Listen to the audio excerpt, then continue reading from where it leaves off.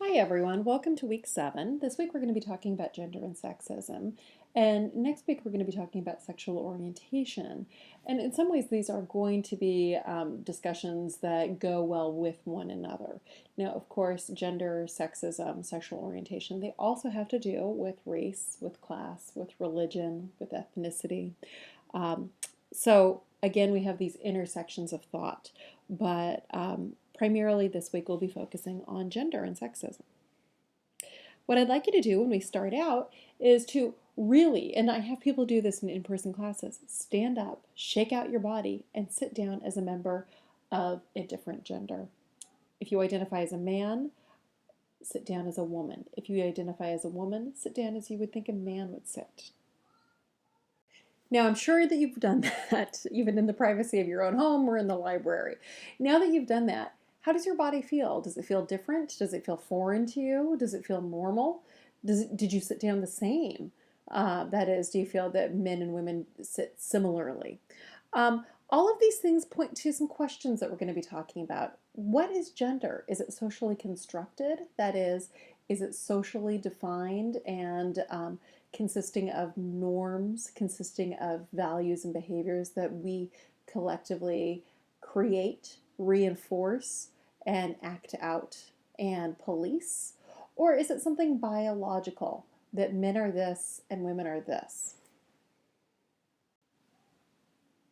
We often determine sex through an array of techniques. We can determine it through chromosomes, through gonads, through hormones, hormone levels that people have, through their internal anatomy or their external genitalia, their external anatomy. We can see gender and sex through secondary sex characteristics that can develop during puberty. And what we also know is that there are people who don't fit cleanly and neatly into one of our two traditional sex categories, which are different than our gender categories. Our sex categories are typically seen as the binary of female and male, but there are people who don't fit into those. They used to be known as as hermaphrodites. Now we speak about them as intersex.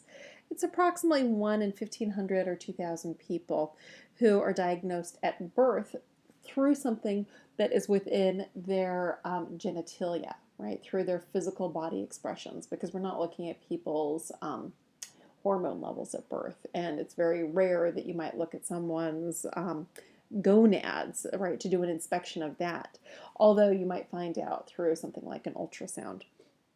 Um, Up to about 1.7% of the population is diagnosed as intersex in some way later in life.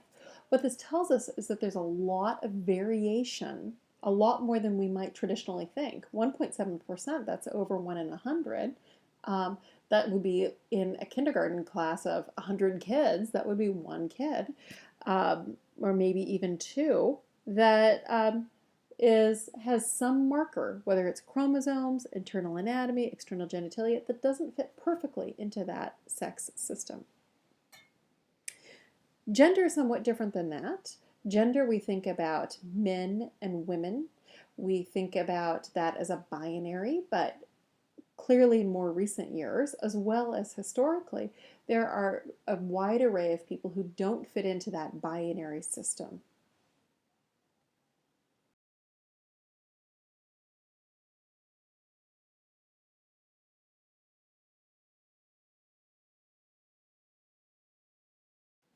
So what we see from the previous slides is that there's variance.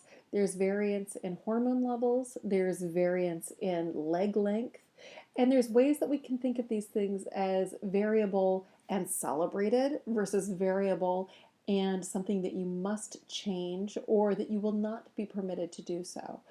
And it's us as people, as a societies and as cultures that say, these are the kind of variations we find to be acceptable and normative, and these are the ones that we find to be not acceptable.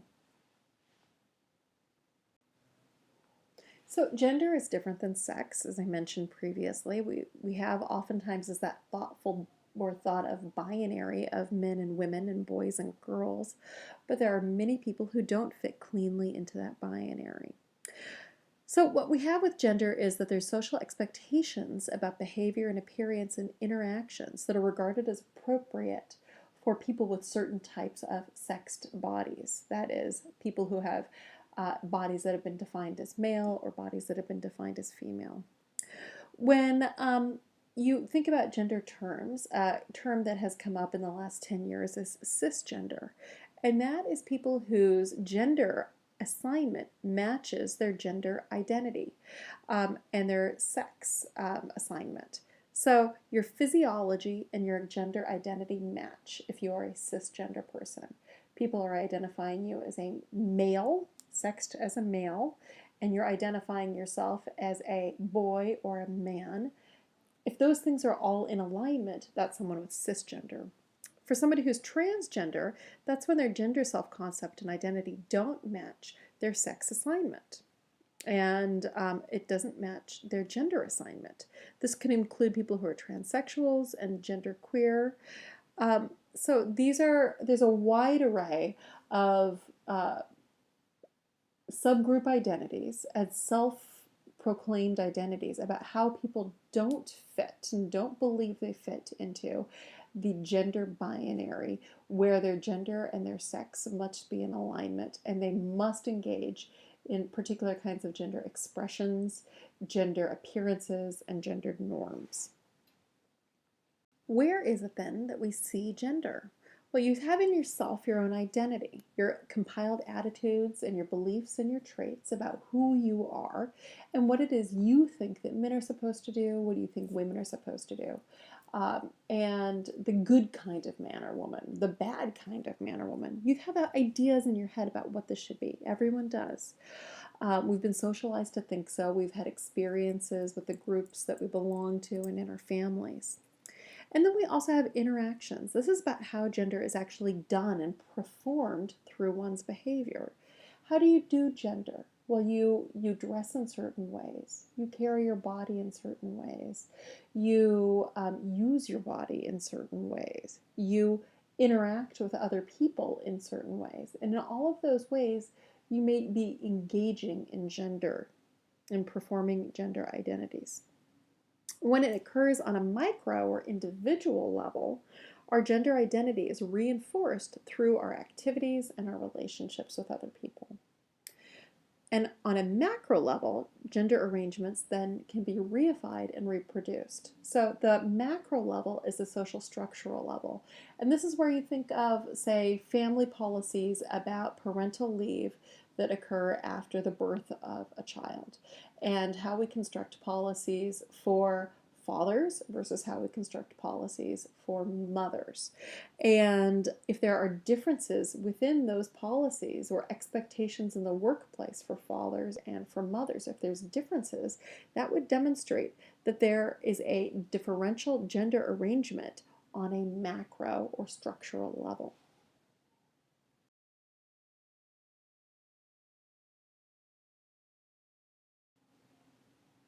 It's Teddy Roosevelt.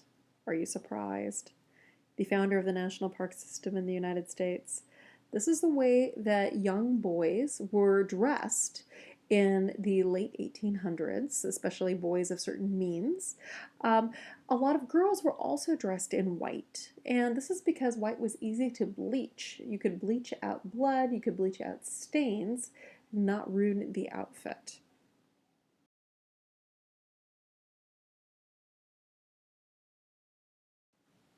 You can see here how the Percy doll in 1910 has both what we would consider to be more masculine boy outfits and more feminine girl outfits. Um, so there's a lot more variation in the way that boys and girls were allowed to dress and seen as dressing. And the following slides here also demonstrate the variations in boys' dress and girls' dress throughout a few decades.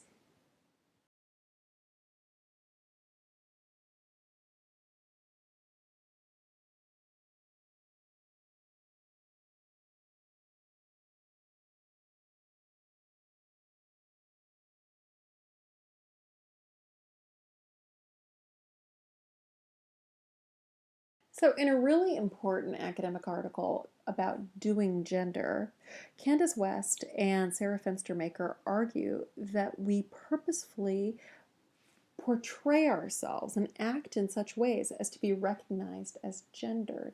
That is, we act in ways that people can say, oh, that is a man. Oh, that is a woman. Even if you're a transgendered individual, you still are acting in ways so that somebody can properly recognize the gender identity that you want them to understand and comprehend. So, what are the societal implications then, do you think, of being recognized as gendered? How could these micro level activities, interactions, behaviors, clothing, life choices have social implications? Well, if we go out to the macro level, this can have implications for social policies and laws. This can have implications for workplace patterns where we see that women are more likely to engage in nurturing types of careers than men. If we type those as gendered, people engage in those typifications, then people are more likely to then expect to have women in, say, roles as preschool teachers versus men in roles as scientists. So what we have here is individuals' gender performances, how you act, look, perform, behave, etc., that helps to shape your gender identity. What you do reinforces how you see yourself. Your gender identity helps to shape your individual gender performances. As we collectively have these and we collectively perform in certain ways, this can help to affect gendered social arrangements, right? The kinds of social macro patterns that we see. And that in turn can help to also affect your gender performances and gender identity. So there's a big connection between social structural norms and individuals' identities. So in this article, Hans are examining how there are perception shifts in femininity in China during the country's transition from socialism to more capitalist state that it has now. So she sees that originally women during the communist stage, women were portrayed as strong, as hard workers, and they were physically and mentally very capable and part of the agrarian workforce. But now that mentality, that perception of appropriate femininity has shifted dramatically, where women are supposed to be more fashionable and that women are more supposed to be more sexualized and having quite different appearances. And at the three different department stores that she examines, she sees that there are quite different explorations and expressions of femininity within how the sales clerks are presenting themselves. And in doing so, they're appealing to different types of customers and different economic classes of customers.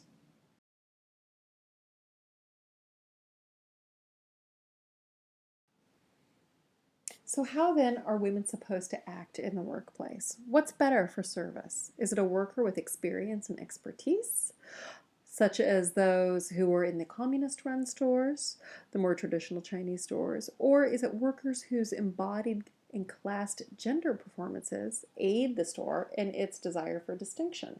That is, that they're embodying a higher economic class or a different kind of cultural aura or subgroup, such as in the underground store. What we can see is that it's not just limited to China. This occurs in the United States and all over the world. The workplace, how you're supposed to present yourself as a worker, whether you're in customer service, in a retail environment, if you're working in a restaurant, if you're engaged as a teacher with your parents, students, and your students themselves, wherever it might be. That there's certain ways and expectations that have gendered elements to them about how you are supposed to look and act.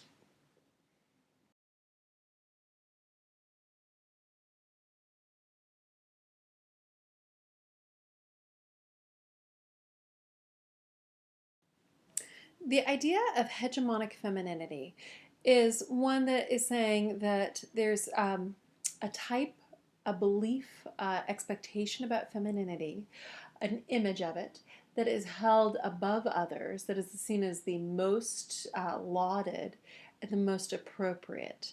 Hegemonic means that it's a dominant idea, so dominant that it's almost hard to think about other variations. Now, we do know that there are many, many variations in the types of femininities that people portray, right? One could be more preppy, one could be goth, one could be casual. It can vary by one's age, one's economic class, one's ethnicity, one's religion. All of those things are variations in multiple femininities, but there are probably some images that are more controlling, that are seen as, if you're thinking about, oh, that's feminine, and you have an archetype of what it is to be feminine in your mind, that those would be embodied by certain kinds of gendered expressions and behaviors rather than others.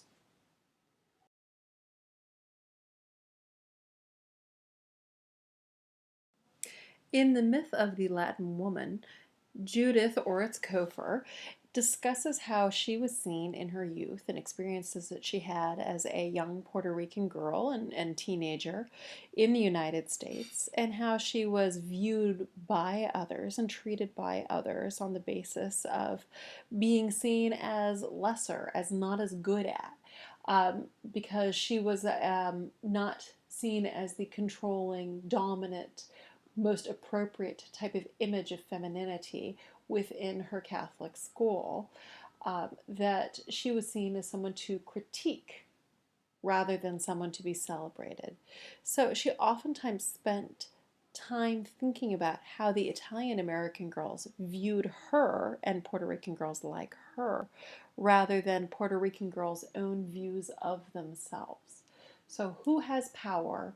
Who has the ability to make judgments? And if you aren't the one who has the power, then that might affect your ability to see your own views, your own background, your own resources as appropriate.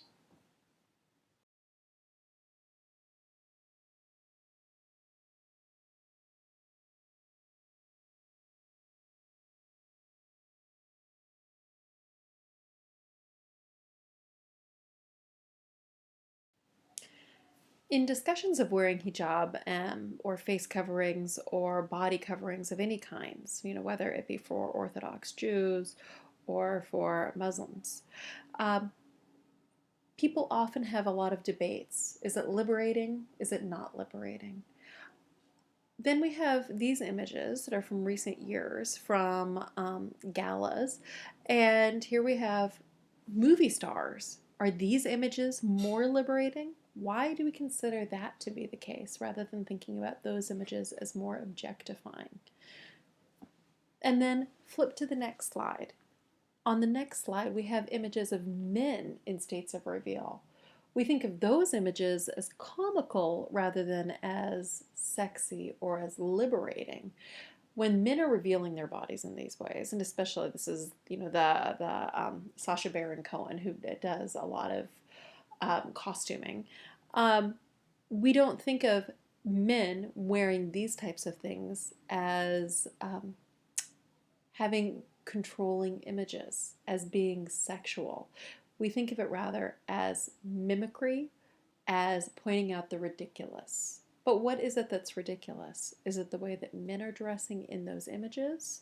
Or are those images of men in revealing clothing pointing to some extent to the way that women in those same kinds of revealing clothing might be seen as ridiculous? But we don't interpret it as such. We rather have an objectification of women under those same standards.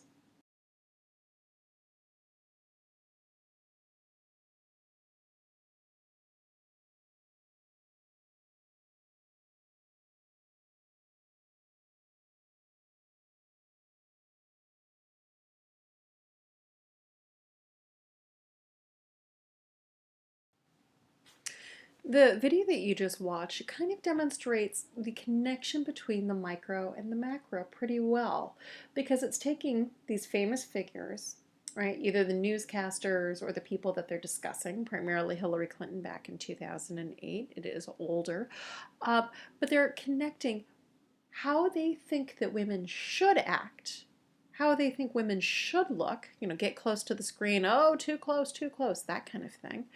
They're connecting those beliefs to, should women be in positions of power?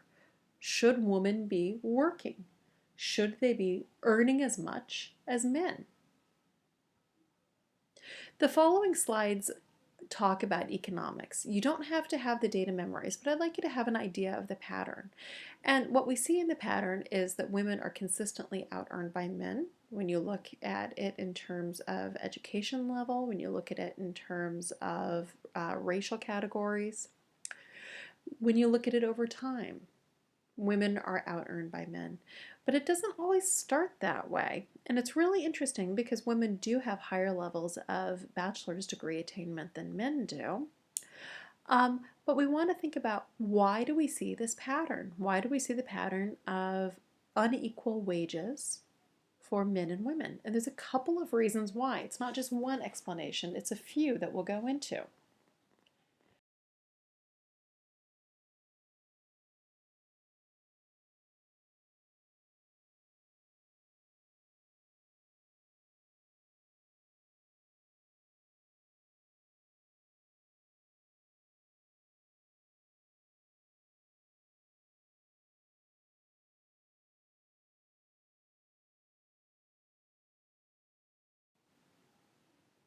So the first component was just the good old-fashioned discrimination from the previous slide. The second component is that women are more likely to take breaks from employment than men. And when you take a break from employment, that's going to have a long-lasting effect on your wages. You're going to be missing out on months or years of gaining seniority, and you might be having technology gaps if technology changes and shifts and you're absent from the workforce, as well as you won't be accruing higher and higher salaries. You'll be missing out on raises, so that if you do exit the workforce for say 5 years and then re-enter, your wages are not going to be the same as your peers who have remained in the workforce the whole time. So 79% of women who had a baby returned to work within a year of having the child. And 18% of those shifted jobs. And of those, 45% went for jobs that had the same hours, 11% went to jobs that had more hours. So for many of these women, it's not that they're going into lesser work schedules, that they're actually working as much as or more if they're shifting jobs.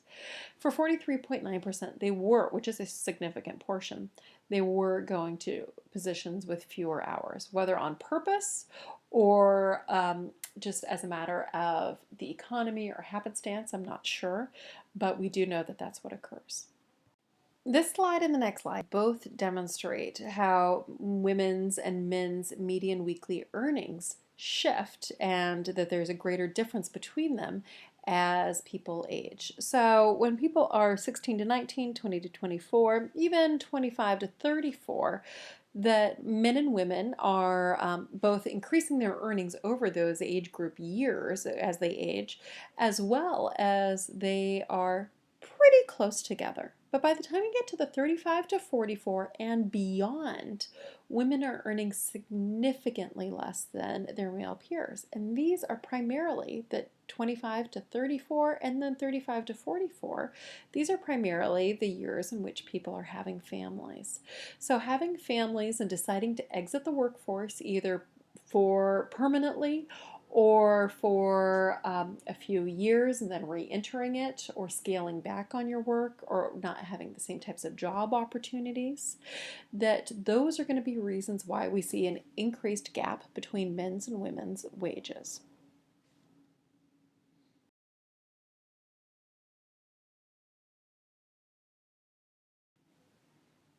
And then we have the third reason for inequality in wages between men and women. And this is the kinds of professions that men and women go into. So, gender differences in the kinds of professions that men and women select. We talk about this as sex segregation, though it isn't the kind of segregation that is in the law. It is rather that people choose these things. We often choose them because of what they think would be appropriate, what they see as a vision for themselves based upon what adults did when they were children, based upon encouragement or discouragement from teachers, from opportunities or lack thereof. So there are some jobs that are not highly sex segregated, but there are many that are highly sex segregated. And there's a lot of differences in men's jobs earnings and women's jobs earnings. If a job is typified, if it is seen as being more likely to be women's work, even if it has a high level of education that's required, for instance, being a preschool teacher, even if you have a bachelor's degree and you're a preschool teacher, you're very likely not to make very much money. And it is many more women who are in those jobs than men. You can see down here on the left-hand side, the chart on the left talks about the percentage of jobs held by women and percent held by men. And the right is those same jobs and their median weekly earnings. So an interesting thing to peruse.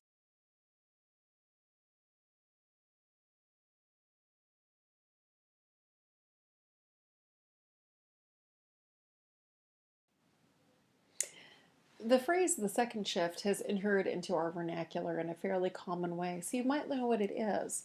This is the idea that after you finish your first shift on the job, you do your work, then you go home to do your second shift. This likely involves, if you're a parent, childcare. It involves feeding human beings, yourself, perhaps your spouse, perhaps your children, perhaps your parents if they live with you. This involves cleaning. This involves doing laundry. This involves household maintenance and organization. All of this together comprises the second shift. And it has been much more typical that women are the ones to engage in the second shift work than men. This is demonstrated and underscored by statistics.